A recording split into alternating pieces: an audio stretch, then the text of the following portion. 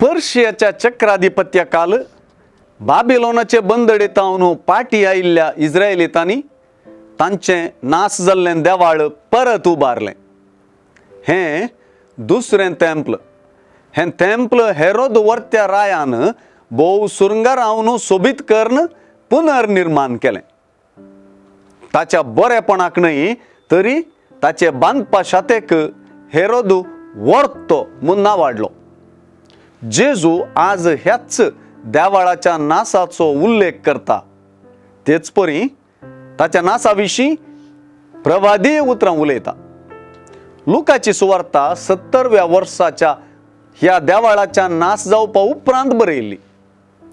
देखून लुकाची सुवार्ता एकडच्यान ह्या देवाळा विशीं आपल्या मिसांवा वेळी जेजून उलयल्लो प्रवाद कळीत करता तर आनी एकडच्यान लूक सुवार्तेकार आपल्या काळाच्या लोकांक हो प्रवाद खरो जालो म्हणले विशीं सुचन दिता.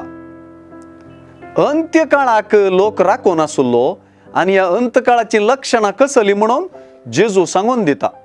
तरी हांगासर अंत्य काळार घडोवंक आसात त्या नासाच्या गडितांक वत्तू दिवच्या की चड सुवार्ता जागृत आसच्याक वत्तू दिता. अंत्य काळार जेजूचें पुनर्येणें जाता तें खरें, पूण ह्या येण्या विशीं कोणेय पाटलाव्यांक फसयनाशें.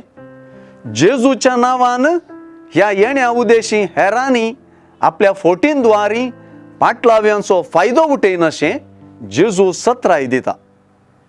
सुवार्तेची जोगती वळख असल्या मोसांतलें बाचाव जावपाक एक कचीत वाट.